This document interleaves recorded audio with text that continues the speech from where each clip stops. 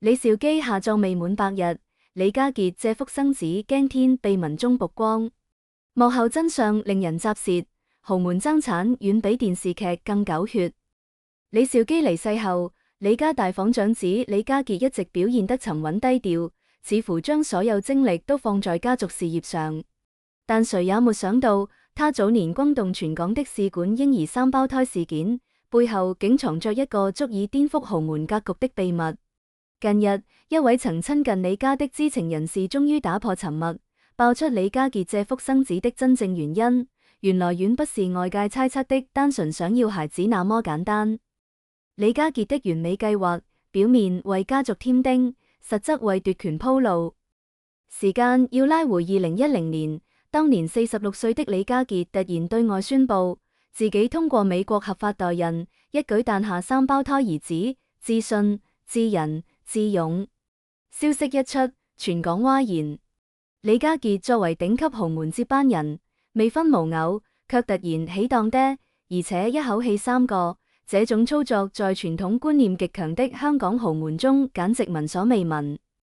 當時媒體大多解讀為李家傑為了討老父歡心，急於為家族延續香火。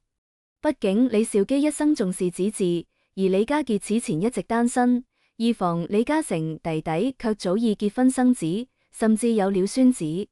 所以坊間普遍認為李家傑是為了不被弟弟比下去，才出此奇招。但真相遠不止如此。驚人內幕，李家傑早年被父親邊緣化，借腹生子實為絕地反擊。事實上，李家傑雖然身為長子，但在家族繼承權上，並非毫無危機。知情人士透露，早在2000年代初期，李兆基就對二房李嘉誠更為偏愛，甚至一度有意將核心業務交予他打理。而李家傑則被安排去負責相對邊緣的地產投資，外界甚至戲稱他為李家邊緣人。更關鍵的是，李家傑早年曾有一段刻骨銘心的戀情，對象是一位出身普通的女教師，兩人感情極深，李家傑甚至私下向她求婚，打算放棄豪門身份遠走高飛。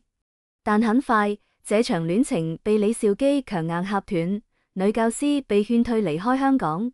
李家傑也被迫回歸家族事業，這段經歷讓他對父親的掌控深惡痛絕。於是，2010年，他終於決定不再讓父親操控自己的人生，而借腹生子正是他向家族宣戰的第一步。代孕三胞胎的玄機，既滿足家族期待，又徹底打破父親的控制。表面上，李家傑借腹生子是順應李兆基想要孫子的願望。但實際上，他選擇了最極端、最獨立的方式去完成這件事，不僅跳過了傳統婚嫁的束縛，更完全繞過了父親的干涉。知情人士爆料，當時李家傑的團隊秘密飛往美國，嚴格篩選代孕母親，甚至選用了不同種族的卵子三胞胎長相各異，以確保血緣關係無法被單一控制。而整個代孕過程，李家傑竟然沒有提前告知李兆基。甚至在孩子出生後才通知父親，我已有兒子，家族香火你不用擔心了。這一招堪稱終極反擊。既滿足了家族對子嗣的要求，讓李兆基無法再以不結婚不生子為由打壓他；又徹底撇清了聯姻家族的可能，避免未來外戚插手家族生意。最重要的是，他向父親證明，我的人生我可以自己做主。李兆基因此事震怒，父子關係徹底冰封。雖然外界只看到李兆基喜得三孫的歡樂場景，但實際上李兆基對兒子的自作主張極度不滿。據傳，他在私人場合曾冷言嘲諷：我李家3代豪門竟然要靠借腹生子。但李家傑早已不在乎。他甚至在一次家族會議上當眾放話：李家不只有李嘉誠一個繼承人，現在我的兒子未來也會接掌江山。這一句話直接把家族的暗衝鬥爭搬上台面。此後，李家傑開始加快佈局自己的商業帝國，甚至私下聯絡父親的幾位老臣，拉攏支持自己的勢力。他深知在豪門爭產大戰中，子嗣數量和商業實力直接掛鈎，而他的三胞胎兒子正是他的最強籌碼。李嘉誠不滿大哥捷足先登，家族暗戰浮出水面。李家傑的突襲式生子，當然也引起了弟弟李嘉誠的不滿。畢竟李嘉誠原本是李兆基最看好的繼承人，而他的妻子徐子淇更是豪門生育機器，連生4子，被譽為李兆基最滿意兒媳婦。可李家傑這招代孕3子，直接打破了李嘉誠在子嗣數量上的優勢。有傳聞稱，李嘉誠曾私下抱怨大哥這一手根本就是在搶家產，而徐子淇更是醋意大發，甚至在家族聚餐上刻意冷落三胞胎，讓氣氛一度尷尬。更戲劇性的是，2019年李兆基正式退休時，竟意外地選擇兩房分治，李家傑負責內地業務，李嘉誠掌管香港事業。外界普遍認為這是李兆基不想激化兄弟矛盾的折中方案，但也有人猜測李家傑的獨立手段，或許讓李兆基意識到了這個兒子不是我能掌控的。李兆基去世後，李家傑終於大權在握。2023年，隨着李兆基的離世，李家傑終於迎來了真正的翻身時刻。他不僅穩固了自己在內地的商業版圖，更開始逐步介入香港核心業務。更有消息稱，他正計劃讓長子智信未來接管部分家族生意，徹底打破李嘉誠一家獨大的局面。當年那個被父親邊緣化的長子，如今終於靠着自己的謀略和手段，在豪門鬥爭中反敗為勝。而這一切的起點，正是那場看似瘋狂的借腹生子大計。豪門啟示錄，在金錢遊戲裏，子嗣就是權力的籌碼。李家傑的故事再次印證了豪門的生存法則，在金錢與權力面前，血緣、婚姻甚至親情都只是棋子。1. 他用代孕繞過了家族的聯姻枷鎖，讓自己免受婚姻束縛。2. 他用三胞胎堵住了父親的責難，讓李家無人敢質疑他的繼承資格。3. 最終他用這場生子大計成功翻盤，在家族爭產中奪回主動權。這場豪門博弈沒有贏家，只有最狠心的那個才能走到最後。如今李兆基已入土為安，但李家的暗流仍在湧動。未來李家傑的三胞胎能否順利掌權？李嘉誠又是否會甘心坐視大哥一家崛起？這場豪門爭產大戲恐怕才剛剛開始。這一次喪禮，很多香港上流社會人士紛紛出席，不過大多數都是李兆基的後輩們，其中就有李嘉誠的兒子李澤楷。郭晶晶夫婦手牽手出席，李澤楷不穿黑色引熱議。根據香港媒體報道，當天李澤楷穿着一件淡藍色的西裝，戴着黑框眼鏡出席了這次喪禮，他的父親李嘉誠則沒有出現。或許是年事已高，或許是不想看到老友逝去的場景，李嘉誠選擇了讓兒子李澤楷過來。不過這一次李澤楷穿着一身藍色西裝，則引發了熱議。有人覺得大家都穿着一身黑色以表示對李兆基的尊重，李澤楷一身藍色不太好。有人則認為尊重放在心裏就好。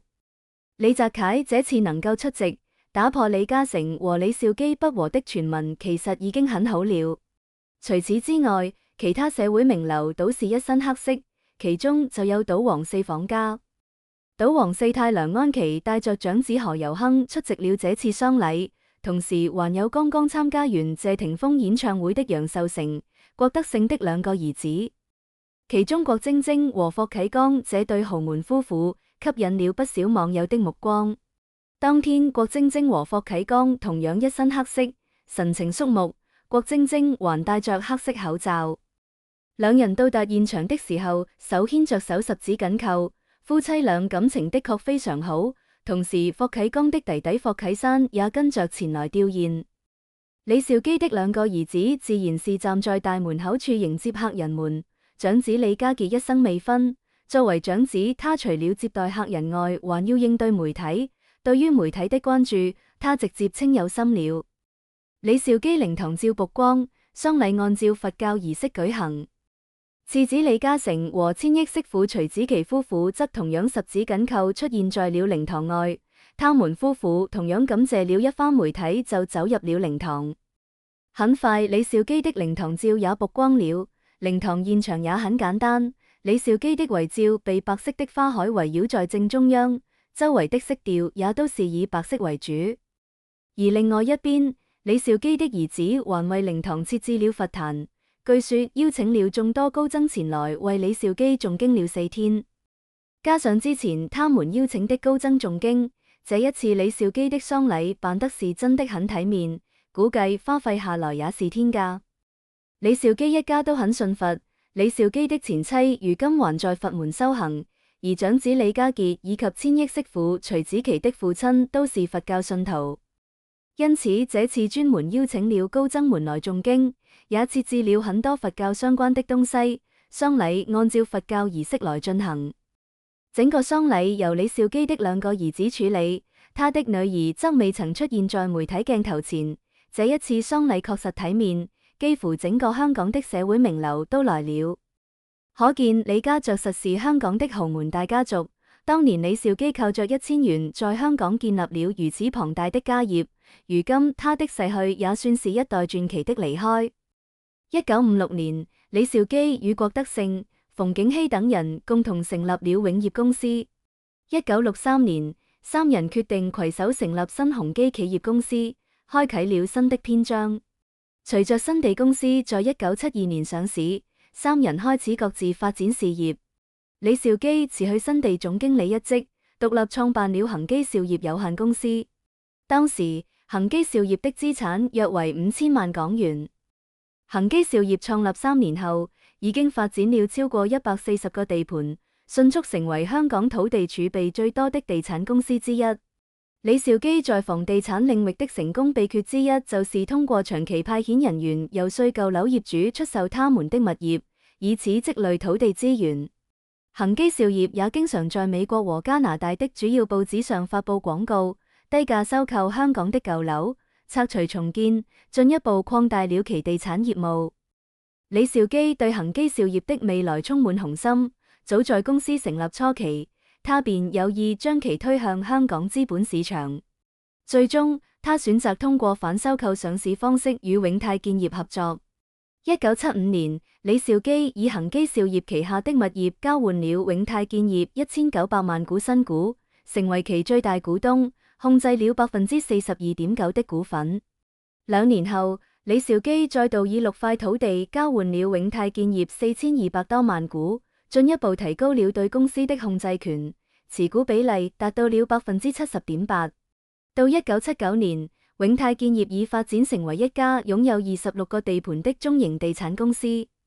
1981年8月，李兆基將恒基兆業的絕大部分資產注入恒基兆業地產有限公司，並以每股4港元的價格公開發行5000萬股，籌資2億港元在香港上市。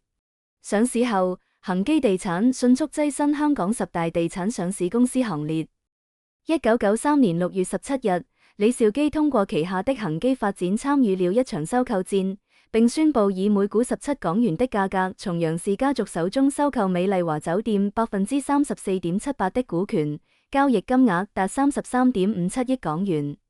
經過恒基的管理，美麗華酒店逐漸釋放出更大的發展潛力。同年，李兆基還策動了一系列重要收購與投資行動，其中包括宣布將恒基中國分拆上市，並通過資產重估大幅提升恒地集團的股價。恒地股價大幅上漲，並在短短3個月內市值增加超過600億港元，成為香港股市的藍籌股之一。此時，恒基的市值達到909.7億港元，僅次於新地和長實，成為香港第3大地產上市公司。在香港回歸前夕，恒基地產業績持續增長，李兆基也因其大量的股息收入成為香港最富有的股東之一。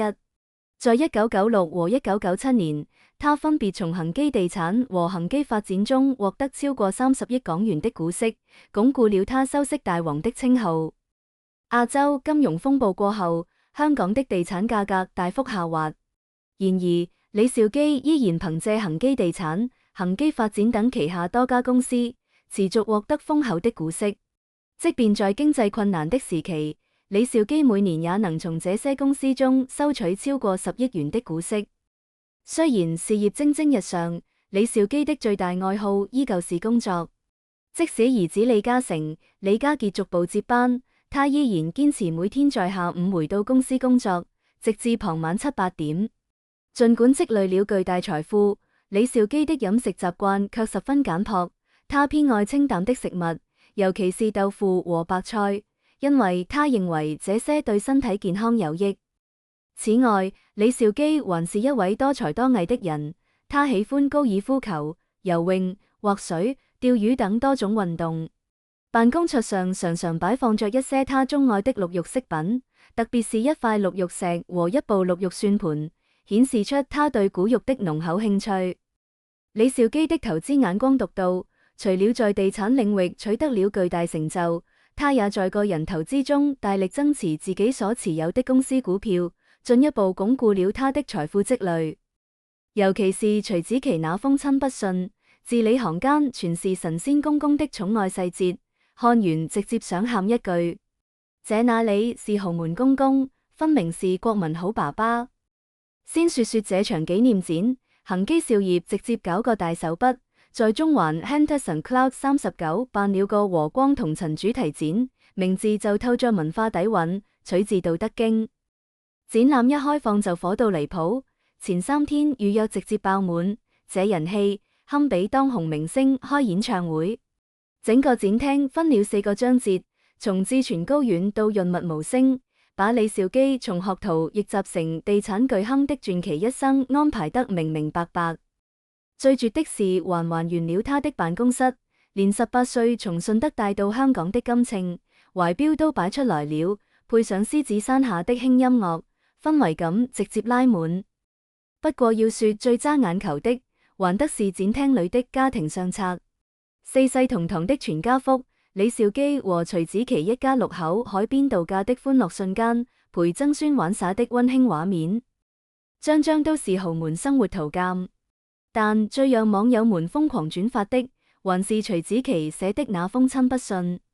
要知道，徐子淇可是從小在國外長大，中文水平有限，為了這封信還專門請了中文老師指導，可見他有多重視。信裏的內容一曝光，直接把大家看哭了。原來在豪門裏，真的有把兒媳當親閨女寵的公公。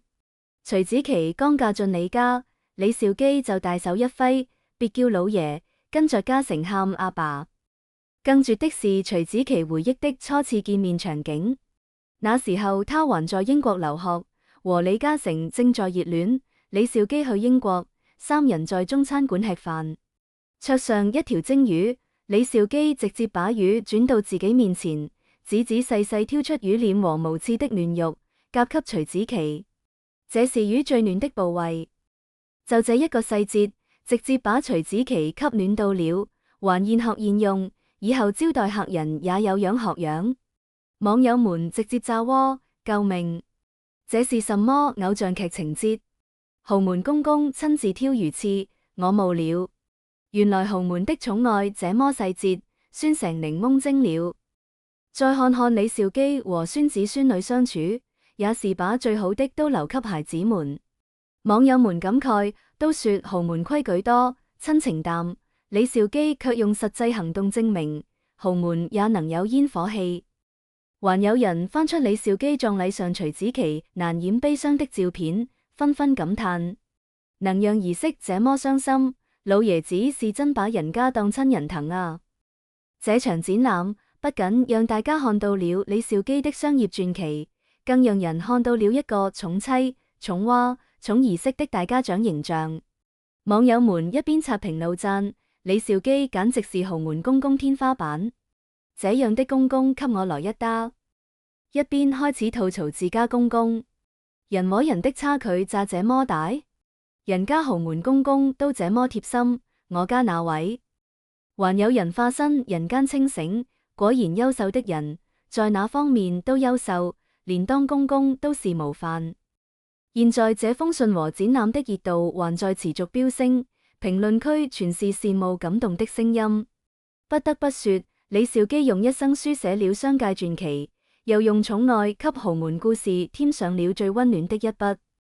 就好比李嘉欣夫婦當天也是一身黑白亮相，夫妻倆都沒有戴口罩，神色哀戚現身，給足了李家體面。另外還有四太梁安琪、李嘉誠之子李澤楷、郭晶晶、霍啟剛夫婦均有現身。李澤楷身穿藍色西裝，顯得格外矚目，但白襯衫和黑色領帶也算給了李兆基尊重。再說商理素有不和傳聞，李澤楷能來已算體面。港媒還公布了更多到場賓客的名單，商界還有霍震寰、鄭志剛、曾志偉、楊受成等人到靈堂悼唁。這次的弔唁儀式由李兆基的兩個兒子主持，長子李家傑和次子李嘉誠均是一身黑衣，和李家傑一臉沉重的模樣對比，李嘉誠最開始面帶笑容的狀態一度引發爭議。有網友甚至猜測他是因為父親走後沒人管了，這才笑出來。這麼解讀實在是離譜。其實李嘉誠當時是感謝到場人員，所以才面帶笑容。之後低着頭鼻頭泛紅，顯然是悲傷過度哭過了。一個如此可親可敬的父親離世，身為人子豈有不悲傷的道理？之後的弔唁環節，兄弟倆更是先後發言，追憶了李兆基生平的一些細節，令人淚目。港媒總結了兄弟倆的發言，李嘉誠說：從父親身上學會了要一視同仁，還希望下輩子可以做李兆基的爸爸，照顧愛護他。李家傑則提及了為祖父籌備出殯的經過，稱一班師傅在唱誦過程中出錯，原本是要請另一班師傅重新唱誦，但李兆基擔心影響第一班師傅的生計，所以就此作罷。由此不難看出，李兆基體恤他人的不易，甚至願意為了不相干的人捨棄了自家的利益。除了各界名流，當天還有很多員工和市民到場弔唁。媒體採訪了其中2名員工，其中一位表示李兆基性情溫和，從不責罵員工，對待中基層的員工也是一視同仁。說到最後，這位員工有些哽咽了，表示不想講咗。另一位員工則表示，李兆基為人樸素，認為穿一對皮鞋就夠用了，從不是奢靡放縱之人，人生境界非常高。這名員工都已經頭髮花白，想必在李兆基旗下工作了很多年，和李兆基的感情必定很深。除了他們，還有很多的員工和市民自發前來弔唁，送別李兆基最後一程。由此可以看出李兆基在眾人心中的地位。李兆基的家人近期在香港舉行紀念展，公開李兆基的照片、書信、遺物以及仔女寫給他的信，其中兒媳婦徐子淇的信件最為感人，談到幾件李兆基相處的點滴，翁媳間的感情不輸父女。徐子淇在信中寫道，因為從小出國留學，對傳統文化的了解有限，公公是傳統的中國人，多年來不斷鼓勵他要學好中國文化。這一次在老師的指導下寫完這封信，徐子淇坦言，想不到公公那麼受人尊重，讓他明白人生最珍貴的不是財富或權勢，而是留給世人的愛和光。回憶起結婚後以老爺稱呼李兆基，被對方要求以爸爸稱呼，表示大家都是一家人了。李兆基是他遇到最善良最謙卑的人，多年來做了很多善事卻從不宣揚，還教導徐子淇做善事也要有技巧，授人以魚不如授人以漁，才真正改變一個人的命運。徐子淇還爆料，當初和李嘉誠在英國交往，第一次見到李兆基是在一家中餐廳，當時李兆基把魚身上最好的部分，沒有骨頭的位置留給徐子淇，還教他如何吃到魚最嫩的部分。後來有了孫子孫女，他又把最好的部分給了小朋友。坦言自己小的時候，父母也都是這樣做的。另外，徐子淇還說有一次去夏威夷旅行，小朋友看到海豚都很害怕，不敢下海，李兆基以身作則，下水和海豚一起暢游，然後慢慢的引導孩子們下水，教導他們勇敢面對未知。徐子淇說，最讓人感動的一件事，是他之前最愛的狗狗去世。那一年家人到日本旅行，李兆基悄無聲息地買了一隻小狗送給他，而且兩隻狗長得好似，這個驚喜撫平了他的傷痛。徐子淇稱李兆基是一個偉人，做了很多貢獻，但從來沒有炫耀，在家人面前都是輕描淡寫。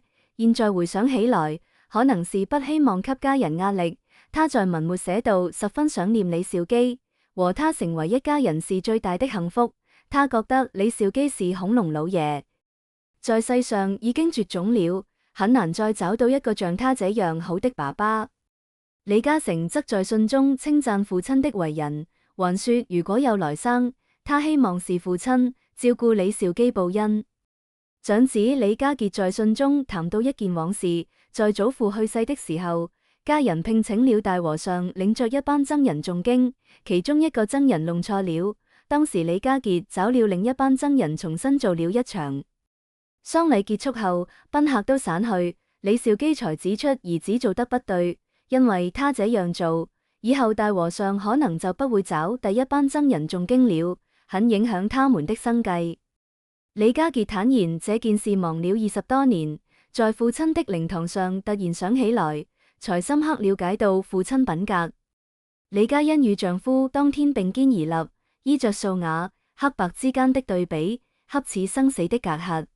他們未曾戴口罩，顯眼的神色裏流露出深切的哀痛，為李家的體面增添了幾分尊重之意。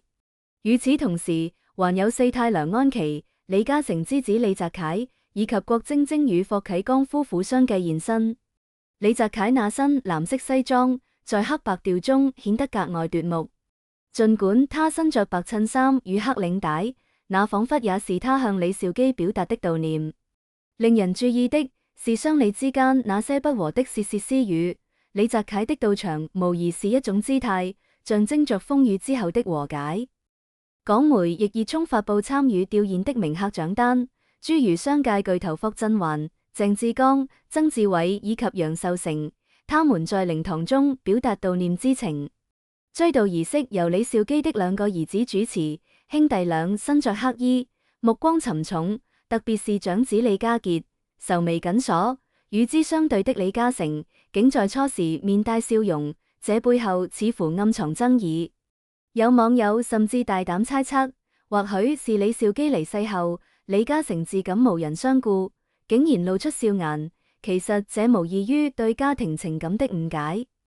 李嘉誠的笑容，其實是因感謝眾人到場而揮出的一抹溫情，而在他低頭時，鼻頭的紅暈分明顯示出他深切的悲痛。其父者，非但應該尊重，縱然他身為人子，失去如此尊敬的父親，何以能不心如刀絞？在隨後的弔唁環節，兄弟倆先後發言，緬懷父親李兆基平生的一些小細節。李嘉誠提到，從父親身上學會了平等之道。